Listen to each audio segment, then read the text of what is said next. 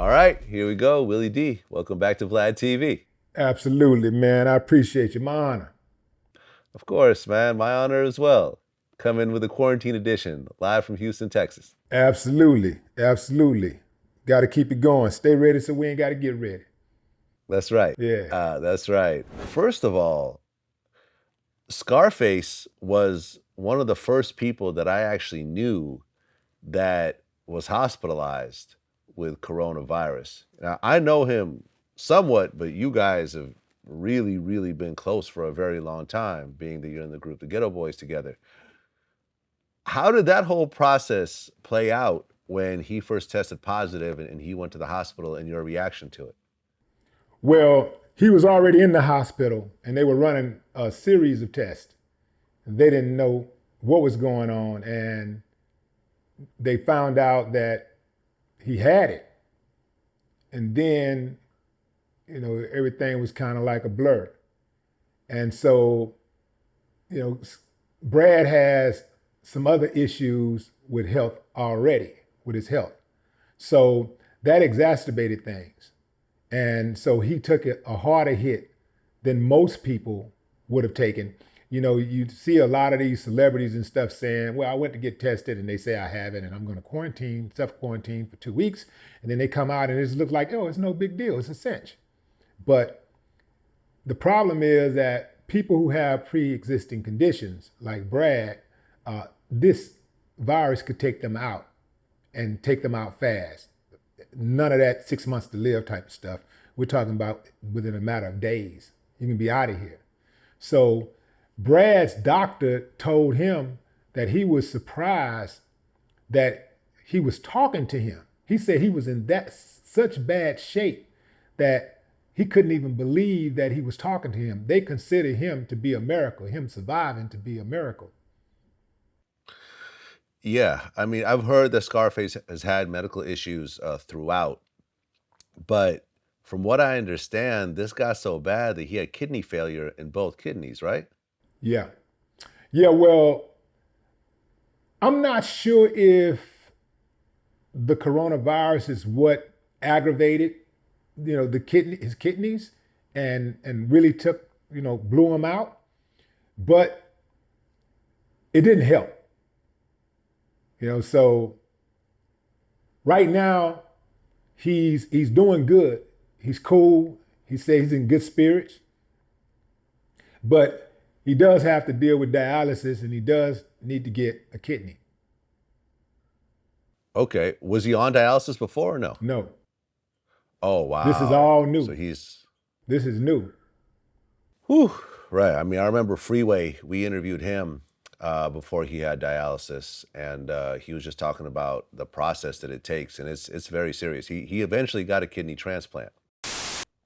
Like this is where I get my dialysis 3 times a week. This is my fistula right here. They had to cut my arm open and move my main vein in my arm to the top and connect it to a major artery. So they give me dialysis 3 times a week right here. Let them know what go on though inside. What's constant, like. Oh yeah, it's like a people don't- constant. This joint is always vibrating because it's where the blood flow goes through. So Yeah. when I first got it, it was like hard to get used to when I went to sleep. Like it's all the way up here to like my underarm, so it just be vibrating all the time. It just felt crazy, but it is what it is. Yeah. Which was allowed him to get off of it, but it's a long process because Scarface is in the hospital right now as we speak. He never went home. No. He's out now. Oh, he's out now. Yeah, Okay. he was released, I think, what's today, Friday? I think he got out maybe Tuesday. Okay. No, I just saw a Something new like that. video on your YouTube, I guess. Yeah, he's Okay. out. He's out. Thank God. He's out. He Thank got God. a fresh haircut and everything. Yeah. Right, because just today we lost Fred the Godson.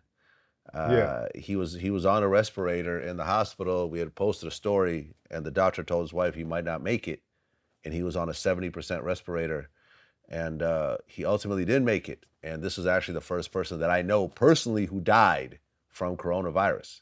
Yeah. I was telling my boy Nino, who everybody else know as Gorgeous George, the pimp god, that you give it time and all of us are going to know someone personally who has died of coronavirus. When me and him was talking the first time, and he was saying, when we was talking about coronavirus, he was saying, man, I don't believe this stuff is real, man. Who do you know that has it, man? I was like, nobody personally. Well, see, and I don't know anybody. I said, dude, it's a new thing and it's moving rapidly. It's gonna get to us. Trust me. We're gonna all know. I say, this is what I told him. I say, within a couple of weeks, I said, this thing is moving so fast. Within a couple of weeks, we're all gonna know somebody who has it. If we don't know them personally, we're gonna know them through somebody we know personally. We're gonna know. And then you give it a couple of months, we're all gonna know somebody personally who has it, and we all gonna know somebody personally, perhaps, who's died from it. And a lot of people is not taking it so seriously because they're like, well, the flu kills more people than the coronavirus. I mean, it's just a virus. I mean, it's new. It's a new thing. We have the flu. We have a grip on the flu. We know exactly what we're dealing with. We know what we're dealing with influenza. We know exactly what we're dealing with all of that. This is something new, and we have to corral it, and eventually the numbers will slow down. It'll tip off, but for right now, you don't just say, well, because it's not killing as many people as the flu and all that stuff, we should just ignore it. No, we should try to get a grip on this thing right now so that we can minimize the effects of it and the damage that it is going to cause. So I say, I'm the type of person, I'd rather err on the side of caution than to just be out there willy-nilly and just doing whatever, thinking that everything cool, just because it hasn't hit me directly. Yeah, and I like to say this. A lot of people have this, a lot of young people have this sort of YOLO, you only live once mentality. You hear people say, well, when it's your time to go, it's your time to go. You don't really have any say in it. But I personally don't know any older people who don't wear seatbelts every day. Yeah. I don't know a single one. You know why? Because older people understand that, yes, we all got to go. And we're all going to go at something one day. But there are some things that you can do to rush it.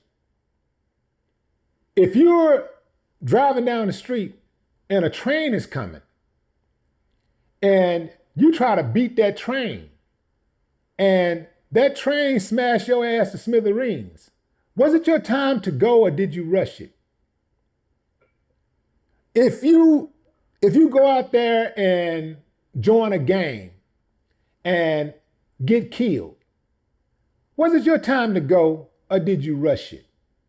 You see, yes, people that don't join gangs get killed, but people that join gangs get killed a whole lot faster, a whole lot sooner, and a whole lot more frequently than people who don't.